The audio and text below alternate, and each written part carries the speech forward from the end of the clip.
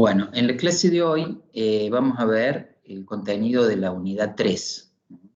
Vamos a comenzar con el estudio de los efectos de las obligaciones y después, en la segunda parte de la unidad, vamos a estudiar cómo se produce la transmisión. Vamos a compartir. Bueno, con relación a la unidad esta que nosotros vamos a trabajar, estudia lo que se llama la dinámica funcional de las obligaciones, es decir, cómo funcionan o producen efectos las obligaciones en la práctica. Dentro de las clases de obligaciones que ustedes han visto en la unidad anterior, estaban las obligaciones de dar, de hacer y de no hacer, cómo se hace, digamos, efectivo el cumplimiento de la prestación comprometida. Dentro de los efectos pueden clasificarse en efectos normales y efectos anormales, que son los que vamos a ver en la clase. Con relación a los efectos de las obligaciones, pasa algo similar al efecto de los contratos. Se aplica lo que se llama el principio del efecto relativo.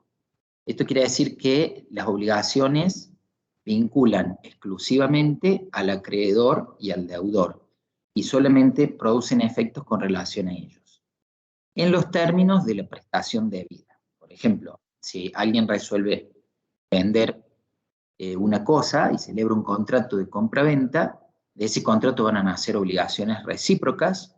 Para el vendedor es la obligación de transmitir la propiedad de una cosa, y para el comprador la obligación de pagar un precio en dinero.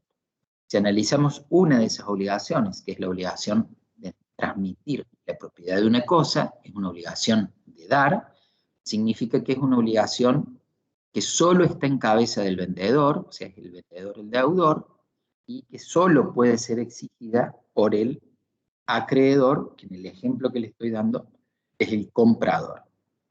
Si toman la obligación de pagar el precio, se van a invertir los roles de acreedor y deudor, pero el efecto relativo se vuelve a observar. Solamente quienes forman parte del vínculo obligacional son los que están alcanzados por él y los que se encuentran obligados. Después hay una serie de terceros que pueden intervenir o pueden conectarse con esta relación jurídica, y de acuerdo al vínculo que puedan tener con alguna de las partes o con el interés que esas partes representan, pueden ser alcanzados por algunos de los efectos de estas obligaciones. En el primer grupo encontramos a los sucesores universales. Estos son aquellos que continúan la personalidad del causante, y para que hablemos de sucesión universal en nuestro sistema solamente se puede producir por causa de muerte. O sea, se daría en el caso de que o el acreedor o el deudor fallezcan. La regla general es que los sucesores, es decir, los herederos de un deudor, tienen que continuar con la posición que ocupaba el causante y deben cumplir con la obligación de este causante. Bueno, nosotros hemos visto, nosotros hemos visto en el privado 1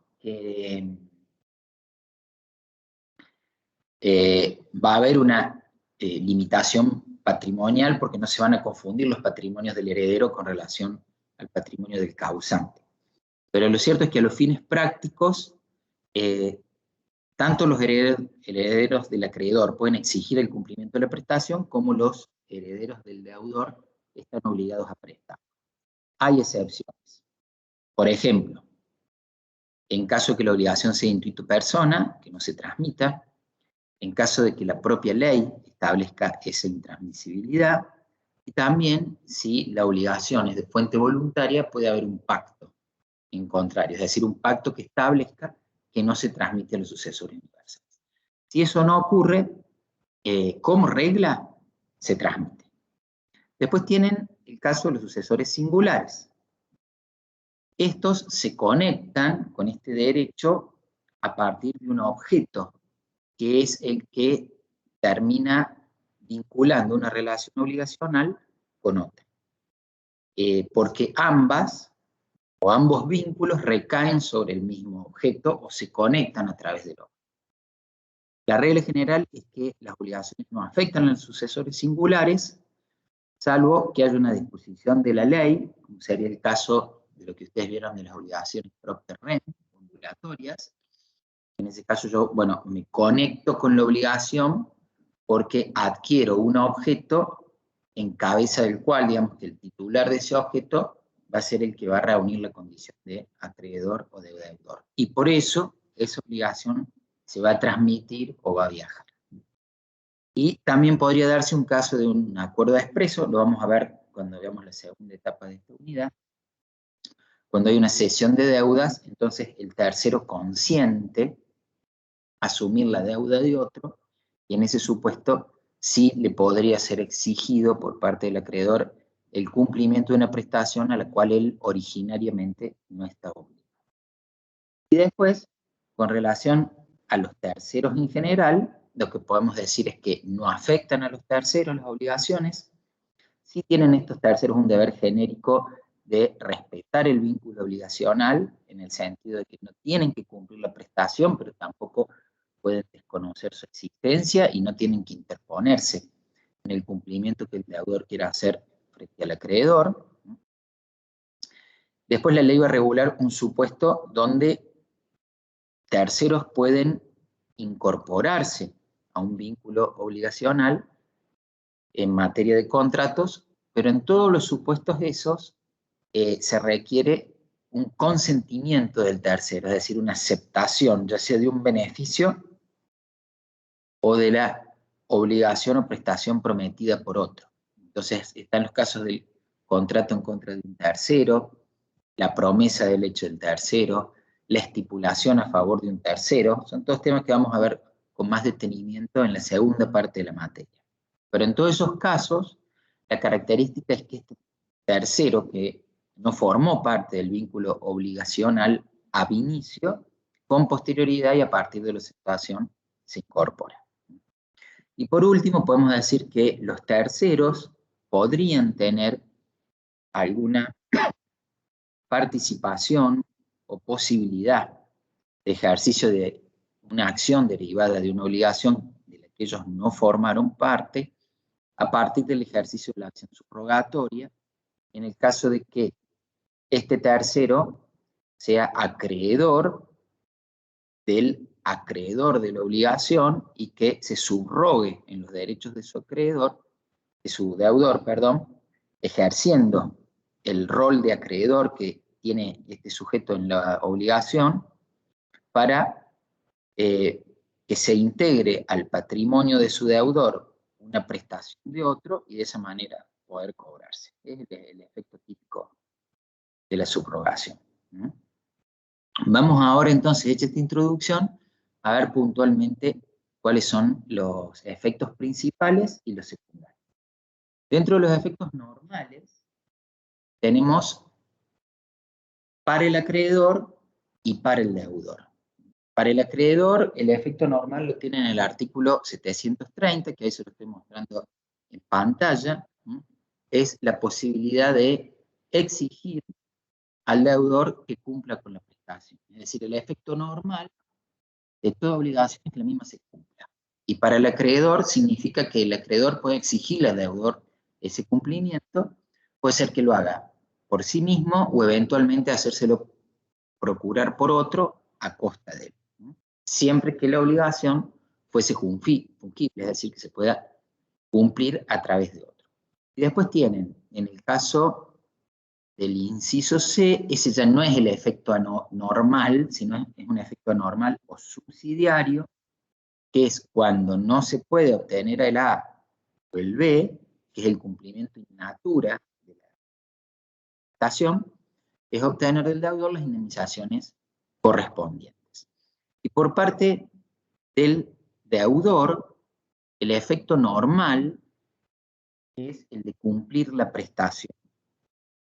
Se denomina o se lo califica como un derecho deber, porque no solamente es un deber de todo deudor cumplir con lo que se ha comprometido, sino también él tiene un derecho para que su prestación se extinga y no quedar ligado sine die o estar expuesto al ejercicio de una acción judicial. Por eso es que se lo llama que es un derecho deber. En el caso de que él no cumpla con ese deber, entonces tendrá que pagar los daños y perjuicios. Y por eso el artículo 731 lo va a explicar de esa manera, ¿cierto? Los efectos con relación al deudor, dice el cumplimiento exacto de la obligación, confiere al deudor el derecho, ¿ven? Porque él también tiene facultades, a obtener la liberación, significaría también el derecho que él tiene a que se le extienda un recibo después de que realice el pago, y el de rechazar las acciones del acreedor. Bueno, y por último, con relación a este tema que estamos viendo, hay un artículo especial que regula lo que se llama el principio de equiparación. A veces, tanto acreedor, pero lo que ahora nos interesa es el deudor, se sirve para cumplir con las prestaciones a través de terceros. O sea, tiene empleados, tiene mandatarios, tiene personas designadas que cumplen esa función. Entonces, lo que el artículo 732 establece es que el incumplimiento de las personas de las que el deudor se sirve para la ejecución de la obligación se equipara al derivado del propio hecho del obligado. Esto sería algo así como si yo, supónganse, soy un constructor y me obligo a construir un invocar que no he cumplido mis prestaciones porque un empleado mío cometió un error o una persona con quien yo contraté o subcontrate cometió un error, porque es una persona de la cual yo me sirvo para cumplir con lo que yo me he comprometido. Esas serían las reglas y ahí estaría entonces el primer punto que les pide el programa. ¿Tienen alguna duda hasta acá? ¿Me quieren escribir en el chat? Si no, sigo. Bueno, pueden escuchar bien, ¿no? Porque justo tengo una construcción acá al lado y han largado con el taladro ahora. Cualquier cosa me avisan. Se escucha bien, profe. Bueno, gracias, gracias. Bueno, entonces seguimos.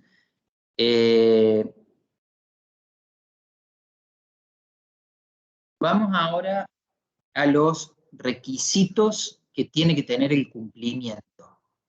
¿Y cuáles son los principios que intervienen? Lógicamente, el cumplimiento, como les dije, es el efecto normal de la obligación. Y se debe hacer cumpliéndolo en especie, es decir, de acuerdo a lo que se hubiese pactado. Si se trata de una obligación de dar, hay que entregar la cosa. Si se trata de una obligación de hacer, hay que cumplir con el servicio o la tarea comprometida. Y si se trata de una obligación de no hacer, hay que cumplir con esa abstención.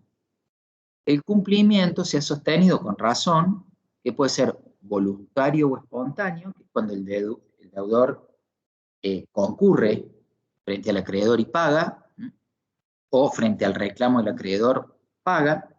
Puede ser forzado, en ese caso se acude a la justicia para que se obligue al deudor al cumplimiento, o eventualmente puede ser subrogado.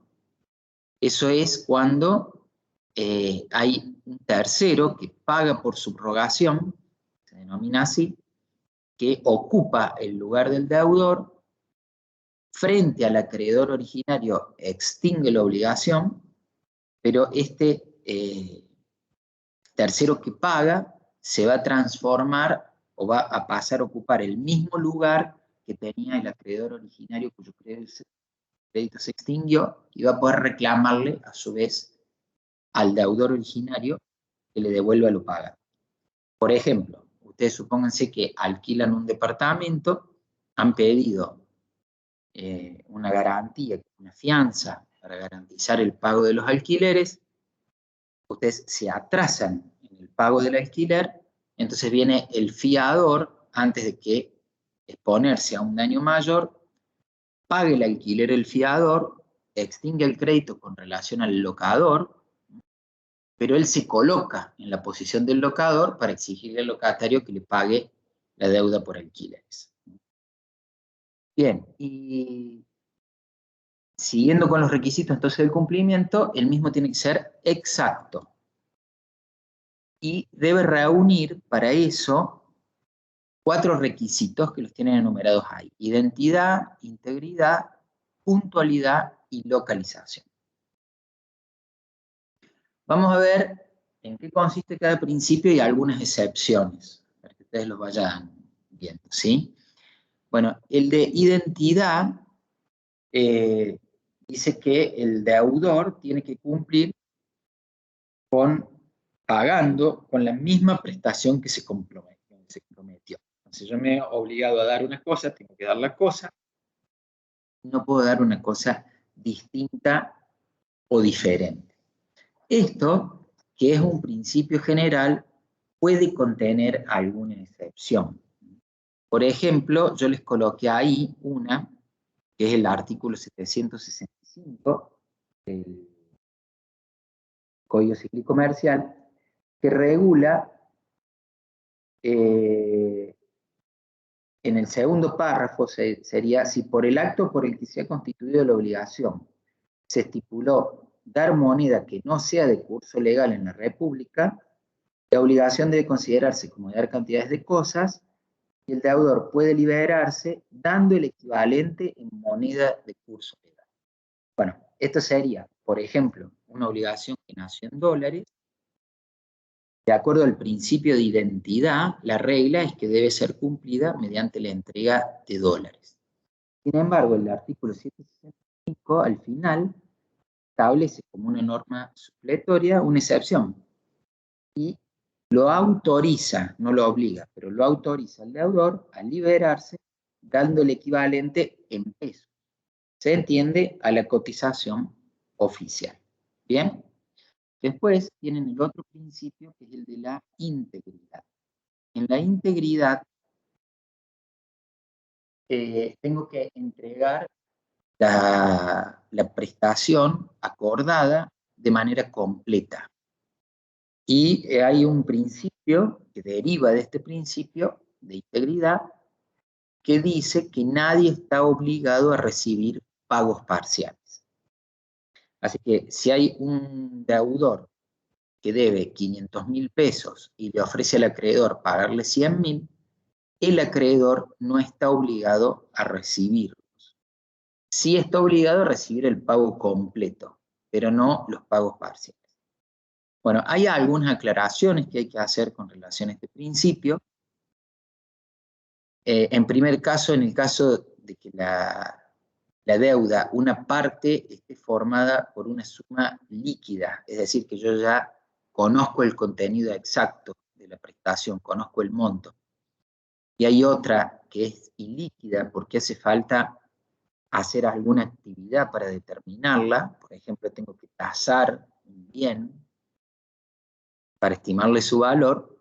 El deudor va a poder pagar las sumas líquidas y sin necesidad de esperar que se haga la tasación por la parte que no está liquidada, ¿se entiende? O sea, si yo sé que debo 200.000 pesos más el valor equivalente a un terreno de determinadas características, no hace falta hacer la tasación del terreno para pagar todo, sino que puedo ir pagando lo que yo ya conozco. También se establece que en el caso de las obligaciones de dinero, el principio de integridad significa que si yo pago tardíamente una suma de dinero, tengo que pagar los intereses y el capital. No alcanza con ofrecer capital histórico, sino que tengo que incluir sus accesorios. Este principio tiene algunas excepciones que son importantes. Por ejemplo, cuando veamos el contrato de fianza, que es una garantía que otorga el fiador por las obligaciones asumidas por un deudor, la fianza puede tener diferentes clases, diferentes variantes. Una de ellas es la fianza simple, que le da al fiador lo que se denomina el beneficio de excusión. Y esto funciona así. Supongan que Juan le alquila a María un departamento. Y Alejandro sale como fiador simple de María de las obligaciones nacidas de ese contrato, de tal manera que si María no le paga a Juan, por ejemplo, el alquiler, el que lo tiene que pagar es Alejandro. Por el beneficio de excusión, si se produce la falta de pago por parte de María, Juan no puede ir directamente y cobrarle a Alejandro. Primero tiene que intentar cobrarle a María. Y si no puede cobrar su prestación, recién ahí puede ir contra los bienes de Alejandro, que es el fiador. Eso es lo que se llama excutir bienes. Ir primero contra un patrimonio y con posterioridad contra el otro. ¿Qué pasaría si yo de antemano conozco que si voy contra el primer patrimonio no me va a alcanzar para cubrir toda la deuda, porque yo ya sé que el deudor tiene un patrimonio más chico, que no puede responder frente a la totalidad de la deuda? No importa, tengo que ir igual, cobrarme parcialmente y después, sobre el saldo, recién ir en contra del fiador. Por eso es que se explica que la fianza simple, cuando se dan esas circunstancias, es una excepción al principio de integridad y el acreedor en ese supuesto debe recibir como pago parcial lo que le puede pagar su deudor. Recién ahí, por la diferencia, ir en contra del acreedor. También, a nivel jurisprudencial, esto no está expresamente en la ley como un efecto, pero los jueces ya lo han reconocido, cuando ustedes tienen una ejecución de una deuda en el marco de un juicio y hay disponibilidad de fondos para el acreedor, ya la jurisprudencia ha dicho hace muchos años que aunque no permitan el cobro total, el acreedor los tiene que ir percibiendo, porque ha considerado que de la otra manera realizaría un ejercicio abusivo. Les doy un ejemplo práctico que se da mucho en la realidad. Supónganse que ustedes tienen una tarjeta, una empresa financiera que ha dado un crédito de consumo por 100.000 pesos. El deudor no lo ha pagado, este acreedor financiero inicia un juicio y en el marco de juicio le reconocen la existencia de la deuda por 120.000 pesos, que incluye el capital más los intereses devengados hasta ese momento. Sobre esa medida, el acreedor le pide al juez que embargue el sueldo del deudor. El deudor, que no tiene un sueldo muy significativo, ese embargo se le traduce en un descuento de 5.000 pesos por mes. O sea que en ese juicio, donde él debe 120.000 pesos y que le van a ir corriendo intereses además, se van incorporando 5.000 pesos por mes. Lo que han dicho los jueces es que no puede el acreedor esperar que se junten los 120.000 para cobrarlos todos juntos, sino que él tiene que ir percibiendo esos 5.000 pesos, lo que representan para él efectivamente un pago parcial, porque han dicho que no hay ninguna razón de ser. Si la finalidad del proceso es cobrar el crédito, no hay ninguna razón de por qué, una vez teniendo una disponibilidad parcial, él no quiere recibir el dinero. Lo que sí se justificaría es si en el plano extrajudicial, cuando él quiere cobrar 120.000 pesos, el deudor va y le ofrece 5.000. Porque eso de alguna manera lo condicionaría a él, porque tendría que recibir eso y refinanciar el resto. A eso no está obligado. Pero una vez que inició el juicio, no tendría razón de ser no cobrado. Y por supuesto que si él encuentra otros bienes paralelamente para cobrar lo que falta, también puede hacer uso de esas opciones. Bien, siguiendo con los principios, está el de espacialidad o el del lugar de pago, que está regulado en estos artículos. Yo después sugiero que ustedes lo vean con detenimiento. La regla es que se cumple en el lugar pactado y si no estuviese pactado es el domicilio del deudor. Y hay algunas reglas especiales cuando Hay obligaciones de dar, porque en ese caso es el lugar donde se encontraba la cosa al momento de nacer la obligación. Después la miran, hay algunas variantes más, pero son sencillas de entender. Y después tienen el principio de temporalidad, que dice cuándo debe hacerse el pago. Y eso tiene relación con si la obligación presenta un elemento accidental o no, como podría ser el pago o la condición. La regla es que si la obligación es de exigibilidad inmediata, entonces el pago debe hacerse de manera inmediata. El ejemplo es que ustedes van a un kiosco, piden una coca, el gerente le dice son 150 pesos y el dinero hay que entregarlo ahí. No hay plazo, se puede exigir desde ese mismo momento. Y después tienen, si hay un plazo, ese de plazo hay que ver qué características presenta. Si es determinado, entonces es el día de su vencimiento. Si el plazo es tácito, es en el tiempo en que, según la naturaleza y circunstancias de la obligación, debe cumplirse. Como el ejemplo ese que te dice, bueno, te voy a devolver el libro una vez que lo termine de leer. ¿Cuándo se va a producir esa finalización de la lectura? ¿Cuándo es esperable? Y bueno, depende del tamaño del libro. Uno puede estimar un plazo que sería el razonable para poder leerlo. Y si el plazo es indeterminado, sería el tiempo que fije el juez a solicitud de cualquiera de las partes.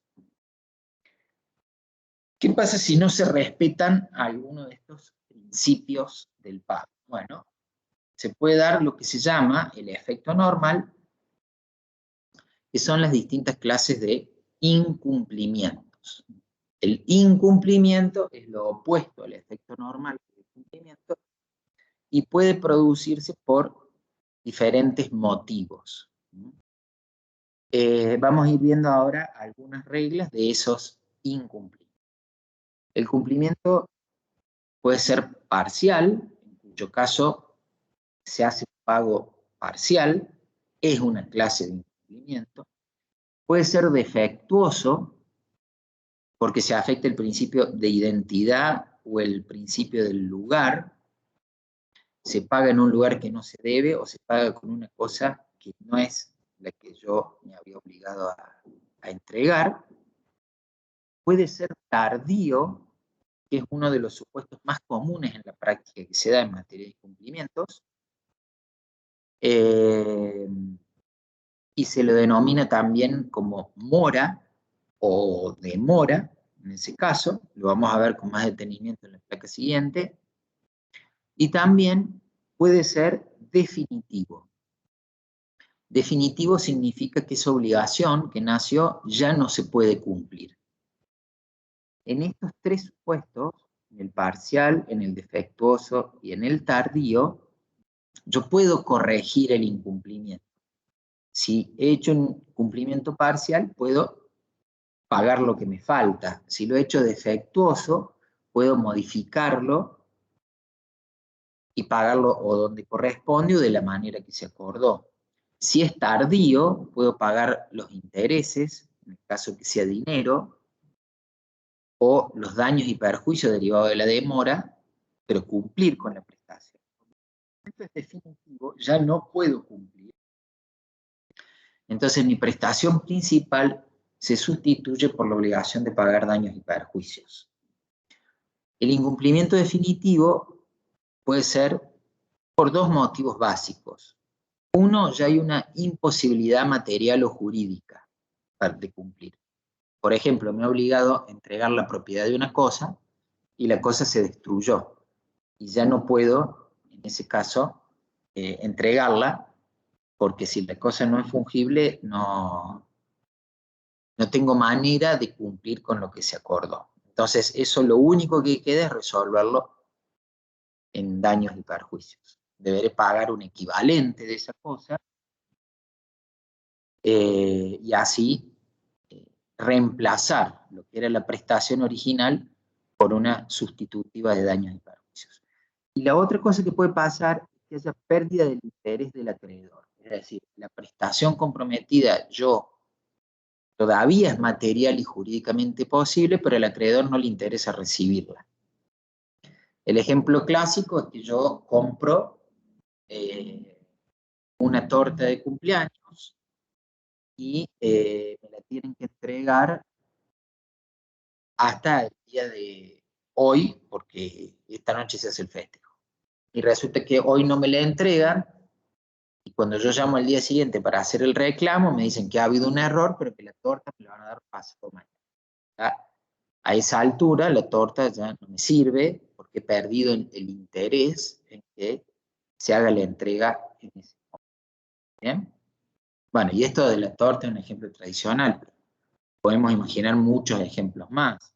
Imagínense de alquilar un departamento en periodo de temporada alta en vacaciones, traslado a un lugar, y cuando estoy en ese lugar no me lo entregan, no puedo usar y gozar del alquiler, y después me dicen, bueno, pero yo te puedo entregar el departamento a los 15 días. Resulta que ya a los 15 días yo ya me volví a mi casa y he perdido interés. Vamos a analizar entonces ahora el caso de la mora del deudor.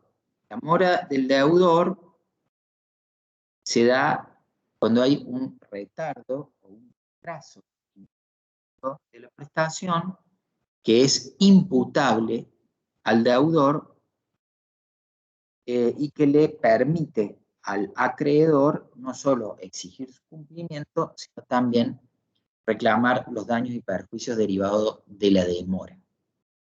Para que haya técnicamente mora del deudor, tenemos que distinguir, en primer lugar, qué presupuestos que tienen que dar. Se tienen que dar, es decir, supuestos que deben existir de manera previa para que se configure la situación de mora. Y después están los requisitos. Para que haya mora, los presupuestos son, primero, que la obligación sea jurídicamente exigible. ¿Esto qué significa? Bueno, yo tengo una obligación que no es una obligación civil, porque está prescripta, ya no es exigible, entonces no puedo hablar de que se produzca la mora. Si yo tengo una obligación que es a plazo y el plazo no se ha vencido, tampoco hay mora, porque no es exigible ahora, hay que esperar que se vence el plazo. Por eso es que la obligación tiene que ser exigible en ese momento. Además de eso, el otro presupuesto es que haya interés del acreedor todavía en exigir el cumplimiento, porque recuerden lo que les dije, si el acreedor ya ha perdido interés, entonces no estamos en un supuesto de mora, sino estamos frente a una imposibilidad de cumplimiento o un incumplimiento liso y llano, que es otra figura y que vamos a ver hoy como cierre de esta clase. Y después tienen como otro presupuesto más, digo bien sí, que no haya mora recíproca. Eso se aplica en las obligaciones recíprocas, que son aquellas que nacen de manera conjunta y donde una es la causa de la otra. El ejemplo tradicional se da en los contratos con prestaciones recíprocas, por ejemplo en la compraventa, que el vendedor se obliga a transmitir la propiedad de una cosa y el comprador a pagar un precio. Ambas obligaciones están vinculadas desde el inicio de manera recíproca por el contrato y reconocen su causa mutuamente. O sea, yo no transmito la propiedad de una cosa porque sí, lo hago porque me pagan. Y el que me paga no me paga porque sí, lo hace porque espera recibir la propiedad de la cosa. Así que en esos supuestos se podría dar el caso de que los que estén en mora sean los dos. Y en ese caso, esa demora de ambos se neutraliza mutuamente.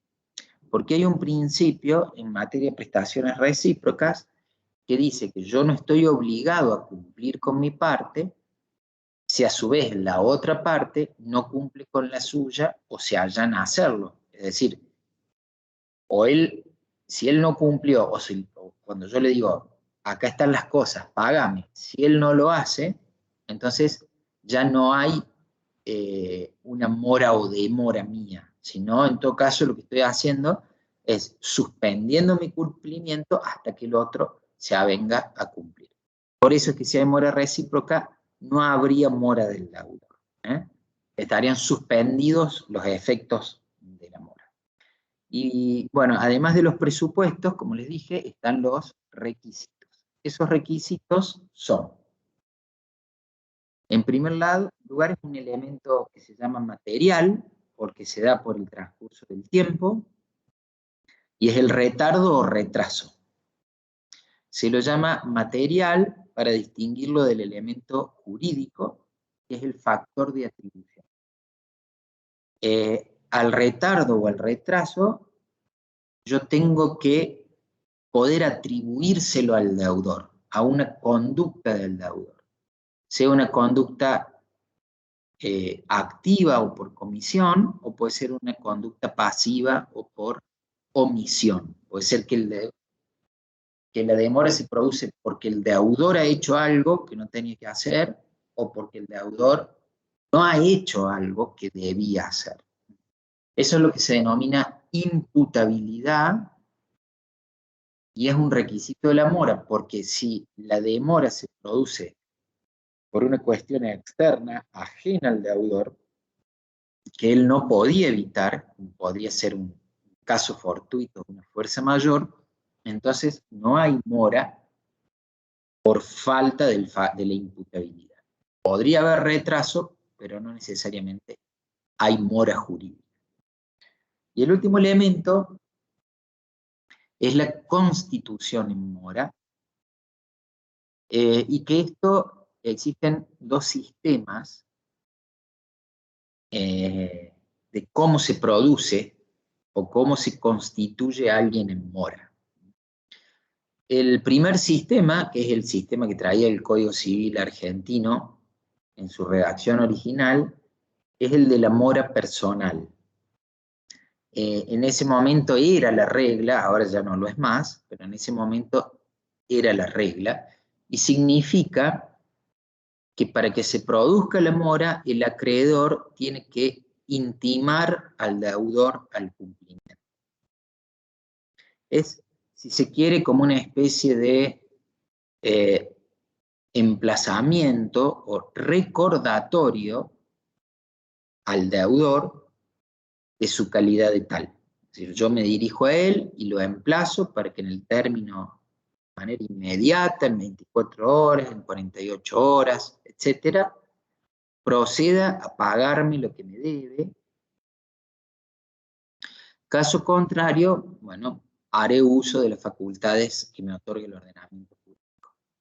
Esa constitución en mora es el sistema de la mora personal, obliga entonces al acreedor a ubicar al deudor temporalmente y espacialmente y hacerle esa manifestación. Y además lo obliga al acreedor, por una cuestión de poder acreditar esta situación en el futuro, a hacerlo a través de un medio que sea fehaciente, es decir, un medio que permita acreditar que el emplazamiento se hizo.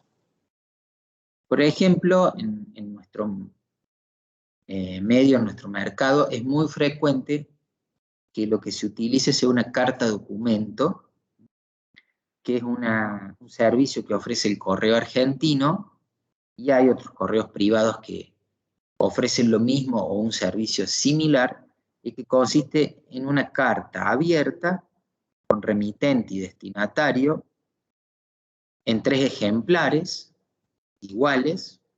El correo es el encargado de verificar la identidad del que lo remite y la identidad del que la recibe, y deja constancia de eso. Y dentro de estas 3 cartas, cuando se presentan a la oficina para su envío, hay una copia intervenida que queda en poder de quien la envía, del remitente, hay una copia que queda en un archivo del correo, la tercera copia va a manos del destinatario y le llega al destinatario.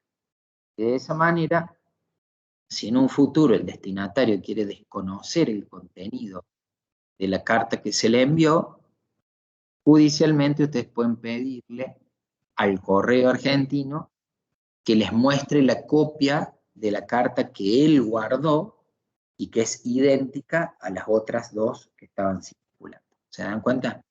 Eso sería el sistema de la mora personal. No es la carta documento la única manera de hacer el emplazamiento. Podría ir con un escribano y labrar un acta. Hay distintas mecanismos, pero ese se los pongo como ejemplo de uno de los más utilizados.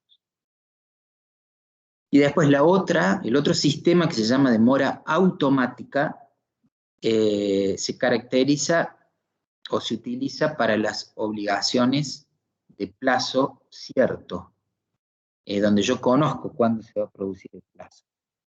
Y lo que dice es que el simple vencimiento de la obligación constituye mora al deudor. Es decir, nadie tiene que recordarle al deudor que tiene que cumplir. Él tiene que acordarse de hacerlo. Y vencido el plazo, si no cumple, la mora se produce de pleno derecho, sin necesidad de ninguna interpelación o comunicación adicional. En el caso de nuestro sistema, ahí les transcribí yo los artículos, tienen la mora del deudor, y dice en el Código Civil y Comercial, la regla es que la mora del deudor se produce por el solo transcurso del tiempo fijado para el cumplimiento de la obligación. Esa es la regla, así que la excepción sería la necesidad de interpelar. ¿Cuándo sean las excepciones? Está en el artículo siguiente. La regla de la mora automática no rige respecto a las obligaciones. A. Sujetas a plazo tácito. Por ejemplo, yo te presto un manual de Derecho Privado 2 para que vos lo utilices, ¿sí? Y me lo devuelvas cuando termines de cursar la asignatura.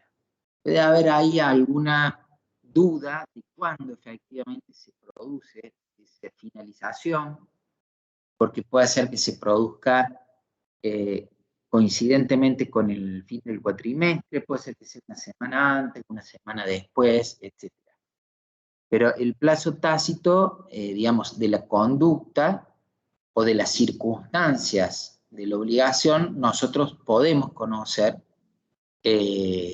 cuándo se va a determinar.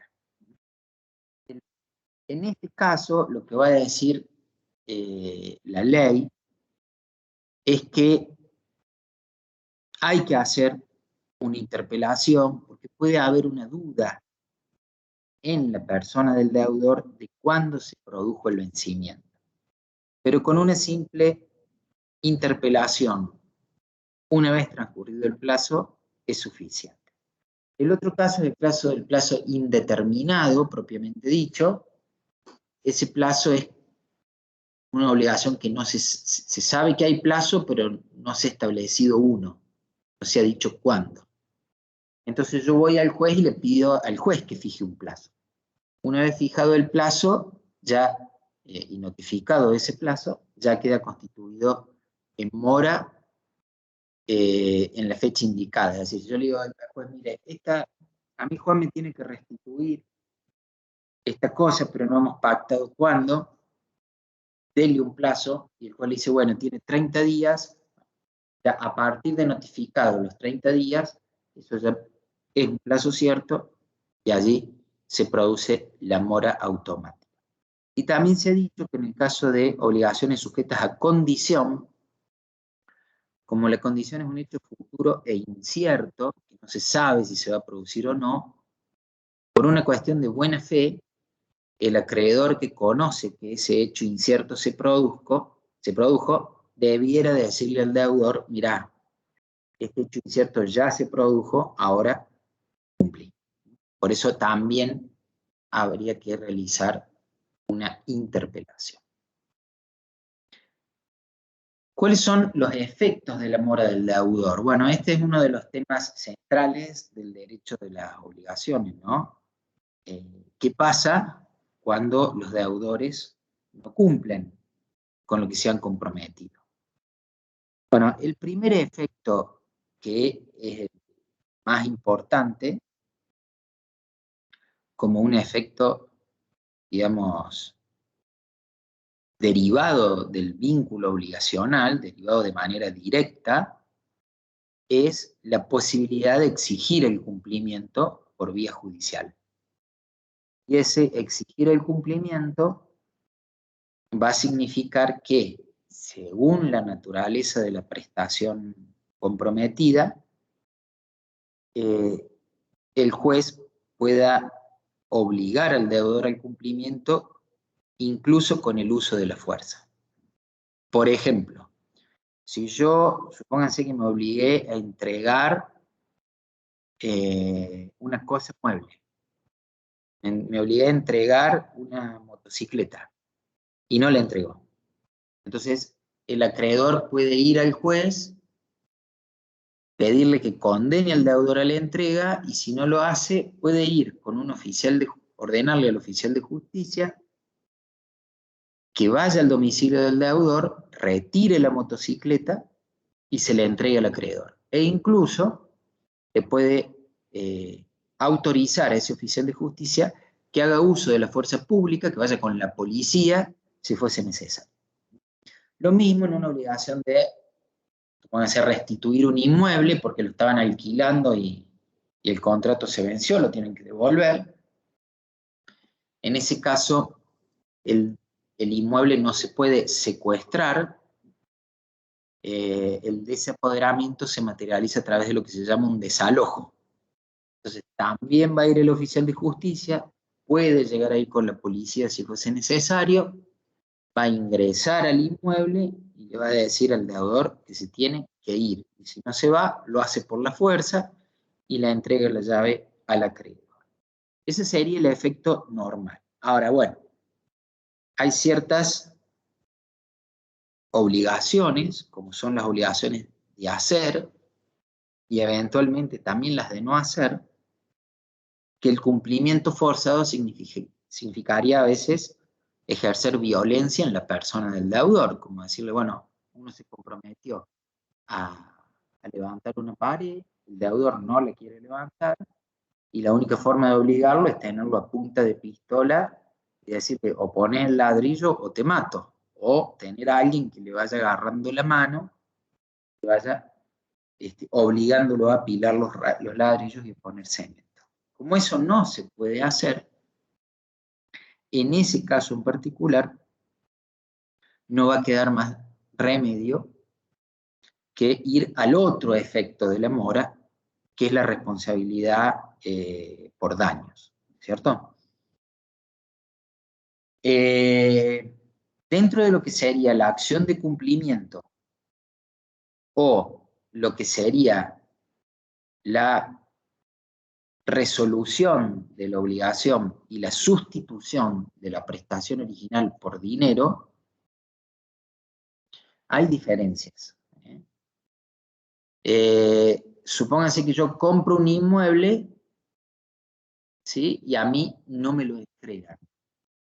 Después hay un inconveniente y no me lo pueden entregar más. Entonces yo tengo que, no puedo ya reclamar la entrega del inmueble si esa no es posible, y lo único que me queda es reclamar los daños y perjuicios derivados de la falta de entrega. Eso es una indemnización sustitutiva de la prestación principal. También puede haber una indemnización, y entra también dentro de esta responsabilidad por daños, cuando el cumplimiento es tardío, motivado por la entrega tardía. O sea, yo puedo exigir que me entreguen el inmueble, obtener tardíamente la entrega del inmueble y reclamar los daños y perjuicios derivados de la demora.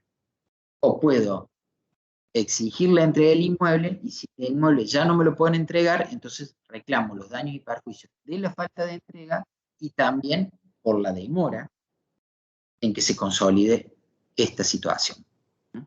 Por eso es diferente la indemnización por mora que la indemnización por incumplimiento. La indemnización por mora se da como un efecto de la demora. La indemnización por incumplimiento es cuando ya no hay más mora, hay directamente incumplimiento. Otro efecto de la mora que es muy importante, ustedes algo vieron en las reglas, en la clasificación de las obligaciones, en las obligaciones de dar, cuando decían, según sea para transferir o constituir un derecho real o para restituir la cosa de su dueño, vieron la traslación de los riesgos en la conservación de la cosa. Porque la ley siempre establece a alguien que es obligado a cuidar de la cosa antes de la entrega, y establece en el caso de pérdida, deterioro y aumento, para quién se pierde, para quién se deteriora o para quién aumenta. Estas reglas que establece la ley se ven alteradas cuando hay mora en la entrega. O sea, si yo tengo que restituir la cosa a su dueño y, de acuerdo a las reglas que ustedes han visto, el caso de pérdida o deterioro, la cosa se pierde o se deteriora para su dueño, entonces no se pierde o se deteriora para mí. Ahora, si yo estoy en mora, porque yo no he entregado la cosa en término, una cosa que no me pertenece, y estoy en mora, cualquier pérdida o deterioro me tengo que hacer cargo yo. Por eso es que cuando se constituye en mora a alguien, de manera personal o automática, todos los riesgos de lo que ocurra con esa prestación pasan al deudor moroso. Por eso también surge la facultad de resolver el contrato, dejarlo sin efecto, que lo vamos a ver a partir del unidad número 6. En los contratos con prestaciones recíprocas, esta posibilidad de suspender el cumplimiento, es decir, yo no voy a cumplir con mi obligación hasta que vos no cumplas con la tuya, o te ofrezco cumplir mi obligación si al mismo tiempo vos cumplís con la tuya. Si quiero invocar la teoría de la imprevisión, en principio no lo voy a poder hacer si estoy en mora, porque si yo hubiese cumplido a término, esa situación de imprevisión no hubiese afectado el vínculo obligacional, etc. Y por último, tenemos el caso de la mora del acreedor. La mora del acreedor se caracteriza porque el acreedor obstaculiza al deudor el cumplimiento de esa prestación. Recuerdan que al comienzo de la clase les decía que el deudor tiene un derecho-deber a la hora de cumplir dentro de sus efectos principales. Bueno, y en la mora del acreedor es que se manifiesta este derecho que tiene el deudor a cumplir y a ser liberado por parte del acreedor. Y si el acreedor no lo quiere hacer, entonces él puede constituirlo en mora. Y en este caso sería una mora del acreedor. Las moras del acreedor se producen cuando el acreedor no quiere o no puede recibir la prestación. A veces no quiere hacerlo porque considera que el pago que le están haciendo, por ejemplo, es parcial. Él considera que se le debe más. A veces no puede hacerlo porque ha caído en concurso en quiebra, porque está inhabilitado, porque le han trabado algún tipo de medida cautelar que le impide recibir la prestación. Y a veces no quiere hacerlo por una cuestión de conveniencia, porque especula con que si demora la situación va a obtener un beneficio mayor, o si cobra el crédito ahora, se expone a que un acreedor de él, a su vez, le ataque sus bienes y no quiere cobrar. Esas circunstancias serían las que se dan frente a la mora del acreedor. ¿Cuáles son los requisitos de la mora? Bueno, tiene que haber un retraso o un retardo por parte del acreedor en recibir el pago. Ese retraso o retardo le tiene que ser imputable, al igual que en la mora del deudor, y tiene que estar constituida en mora. Aquí la regla no es la mora automática, sino es la mora personal. Es decir, hay que constituir en mora al acreedor. ¿Cómo sería esa constitución? Bueno, igual una carta documento, por ejemplo, donde el deudor lo emplaza al acreedor para que en tal término o de manera inmediata reciba la cosa que le tiene que entregar, o sea, acepte la prestación comprometida y le otorgue el recibo bajo apercibimiento de consignación. Y ahí nos lleva a la otra parte, que son los efectos, o a los efectos de la mora del acreedor. Bueno, en primer lugar están los de la traslación de los riesgos, de nuevo, y el deudor que asume determinados riesgos de acuerdo a las normas que están en el código, constituyó en mora al acreedor. A partir de esa constitución, él ya no tiene que responder por los riesgos que pueda tener la cosa o la prestación comprometida. Tampoco va a tener que responder por los gastos de conservación si la cosa contiene gastos de conservación. Y lo que sí va a tener que hacer el acreedor es efectuar el pago, porque hay, como en el medio nuestro, una idea de un sector de la población que parece justificarse en que si el acreedor no le quiere recibir la obligación, entonces no hay que pagarla. No sé si han escuchado alguna vez gente que dice, sí, yo le debía 5.000 pesos, pero cuando le fui a pagar me salió que no, que 5.000 no me lo iba a recibir porque era poco. Así que como no me los quiso recibir, yo no se los entregué. Y no hice más nada. Y no funciona así. La constitución en mora del acreedor me obliga a que con posterioridad yo pague. Yo para liberarme tengo que pagar sí o sí. Si el acreedor no me quiere recibir el pago, luego de emplazarlo, tengo que pagar por consignación. Eso significa que tengo que cumplir con mi prestación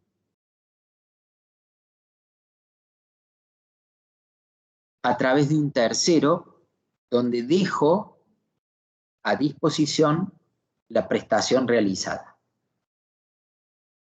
El pago por consignación puede ser judicial o extrajudicial. Si es extrajudicial, se sigue un procedimiento que establece la ley, lo vamos a ver en la unidad siguiente, pero yo pongo a disposición la prestación en la oficina de un escribano público y después el escribano público va a labrar un acta en el supuesto de que el acreedor no haya querido recibir la prestación. Cuando es judicial voy directamente al juez, ¿sí? La consignación extrajudicial, de todas maneras, si el acreedor sigue sin aceptar la prestación, voy a tener que ir necesariamente al juez. ¿Cómo se materializa? No es tan complejo. Ustedes dicen, bueno, yo debo 10.000 pesos, el acreedor no me los quiere recibir, le mando una carta de documento para que los reciba, sigue sin recibirlos, entonces voy ante el juez y inicio yo un juicio que se llama pago por consignación, y en ese juicio digo, mire, yo soy deudor, el acreedor no me quiere recibir la plata, ábrame una cuenta en el banco, a la orden suya, y yo la deposito, y la deposito allí. Y así se hace el pago por consignación de dinero. Supónganse que lo que yo quiero hacer es entregar un inmueble, y el acreedor no me lo recibe. Bueno, entonces voy al juez y le digo, señor juez, acá está la llave. Guárdela acá en el juzgado. Yo a partir de la entrega de la llave ya no tengo más responsabilidad sobre el inmueble, no tengo que afrontar más los gastos de conservación, no tengo que tener más la guardia ni el cuidado, pasa a ser responsabilidad del acreedor. Para que haya pago por consignación y que este sea válido, efectivamente el acreedor tiene que estar en mora, porque si el acreedor no quiere recibir el pago porque el pago no es lo que corresponde, entonces no puedo yo consignar, porque lo que me va a ocurrir es que ese juicio lo voy a perder. Bien. Y por último, tenemos la figura del incumplimiento liso y llano, que algo ya les adelanté. En el incumplimiento liso y llano es otro efecto anormal, no es el mismo que el de la mora. A veces se produce este supuesto sin que haya mora antes. Y a veces la obligación empieza estando en mora y después se transforma en un supuesto de incumplimiento liso y llano. Acá se pierde la posibilidad material o jurídica de cumplir o bien el interés del acreedor. Ya les expliqué. Vendí mi auto y el auto se quemó. Me ofrecí a hacer una defensa, supónganse, en un procedimiento abierto por la AFIP. Y el procedimiento ya se cerró, la resolución ya se adoptó, la multa ya se impuso. Entonces hay pérdida del interés del acreedor. Frente al incumplimiento liso y llano, que es lógicamente un efecto anormal, la respuesta de la ley va a ser la responsabilidad, o sea, responder por los daños y perjuicios. El Código Civil y Comercial regula estos supuestos de responsabilidad de manera única, tanto para aquellos supuestos donde los daños se producen por una inejecución de las obligaciones o derivados del incumplimiento de un contrato, como para los supuestos donde el daño se produce por la violación del deber de no dañar a otro, o un caso de responsabilidad extracontractual. Esto que es la regulación de una responsabilidad única, es una característica del nuevo Código Civil y Comercial de la Nación, no están regulados en artículos distintos, aunque, ya lo vamos a ver, cuando vean la unidad 5, no son exactamente idénticas las regulaciones, o sea, la responsabilidad contractual tiene algunas diferencias con relación a la extracontractual, en cuanto hasta cuándo se responde, o sea, hasta dónde, los factores de atribución, el nexo causal, etc. Hay algunos matices, pero están regulados en el mismo lugar. ¿Bien? Para que actúe exige que se den 4 presupuestos, que es la antijuricidad, el factor de atribución, el nexo causal y el daño. Los van a estudiar bien ustedes cuando vean la unidad número 5.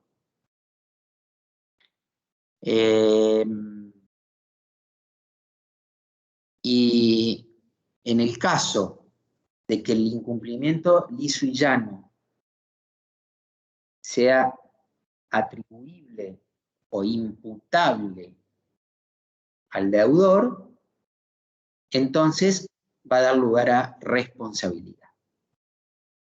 En el caso del incumplimiento de las obligaciones, la antijuridicidad se va a dar, el comportamiento contrario a la ley, se va a dar por la falta de cumplimiento. O sea, el solo hecho de no cumplir con la obligación comprometida ya es un comportamiento contrario a la ley. El factor de atribución, depende del caso, puede ser subjetivo u objetivo. Si hablamos de que es necesario imputabilidad, entonces la responsabilidad se genera porque el deudor actuó con dolo, con la intención de no cumplir, o con culpa, fue negligente, no tomó las previsiones necesarias para poder cumplir. Pero también hay obligaciones que involucran factores objetivos de atribución. Por ejemplo, si yo asumo una obligación de las llamadas de resultado, es decir, que yo me he comprometido a un resultado y el resultado no lo alcanzo,